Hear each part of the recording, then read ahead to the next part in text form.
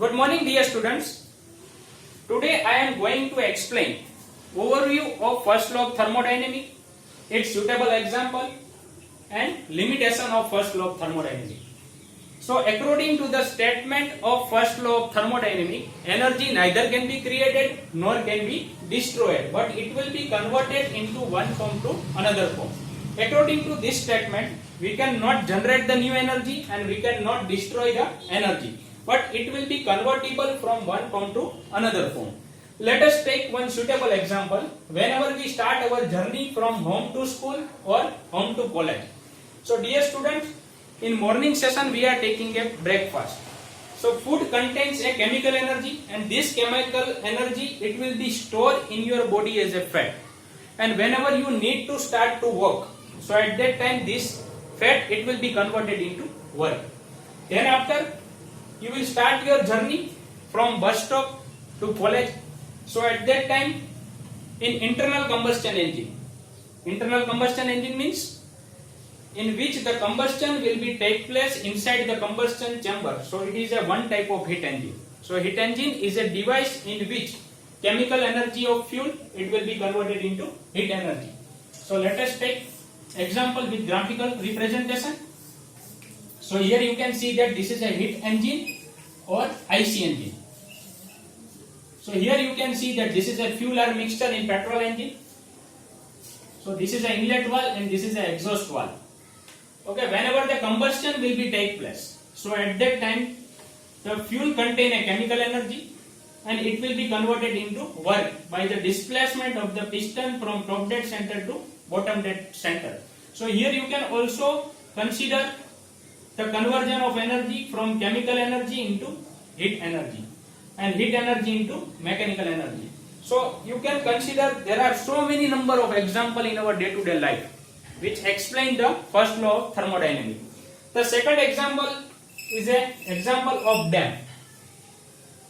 So in dam here you can see that the water will be stored at some particular height. So here you can see that it will contain a potential energy. Potential energy means it is an energy due to elevation difference or height difference. Here you can see that the height difference between the river water level and the reservoir level. So it is a potential energy. So here you can see that this potential energy it will be converted into kinetic energy by rotating the turbine.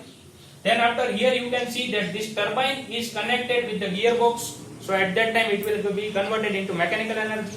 Again it will be connected with the generator. So at that time this mechanical energy it will be converted into electrical energy. So you can also consider to explain the first law of thermodynamics in detail. You can also consider the example of dam. You can also consider the example of journey from home to school. You can also consider the example of heat engine. So through this example we can explain the statement of first law of thermodynamics. So delta Q equal to delta U plus delta W. This is the mathematical form of first law of thermodynamics. Delta Q means heat transfer. In short form it is called HT. It is an internal energy, IE, and this is work done, force into displacement. So whenever the heat will be converted into work, so at that time some of the heat it will be rejected, some of the heat it will be stored in a body as an internal energy, and some of the heat it will be converted into work. So this is the mathematical representation of the first law of thermodynamics. It will be helpful for non-flow processes and flow processes. We will discuss in our next session. Now, what are the limitations of first law of thermodynamics? So according to this statement, we cannot identify the direction. For example, heat is always transferred from higher body temperature to lower body temperature. Let us take one example. This is a hot cup of tea. Right now its temperature is 50 degrees Celsius. This hot cup is available at 50 degrees Celsius. So this is a surrounding, its temperature is 25 degrees Celsius. So heat will transfer from higher body temperature to lower body temperature. We already discussed in our first session. Energy always flow from higher grade to low grade. Suppose it is a heat energy, suppose it is a voltage difference, or suppose it is a current. It is always flow from high grade to low grade. So So here you can see that this hot cup of tea, it will reject the heat. At a particular time, the temperature of the system and surrounding, it will become same. It is called thermal equilibrium condition. At that time, the temperature between the system and surrounding, it will remain same. It is called thermal equilibrium condition. This forward process is possible, but the reverse process is not possible. For example, after some time, suppose this same cup of tea is exposed to atmosphere, it will not receive the heat. So it is only flow in one direction, but it will not flow in reverse direction. It is always flow from high grade to low grade.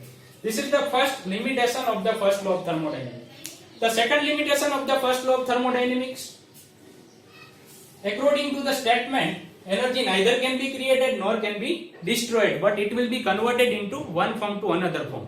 But according to this statement, we cannot identify how much amount of energy or how much amount of heat it will be converted into work.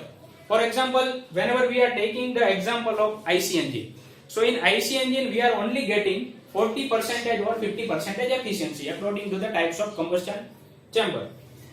So here you can see that the total heat is not converted into work. So according to this statement, how much amount of heat it will be converted into work, it does not identify.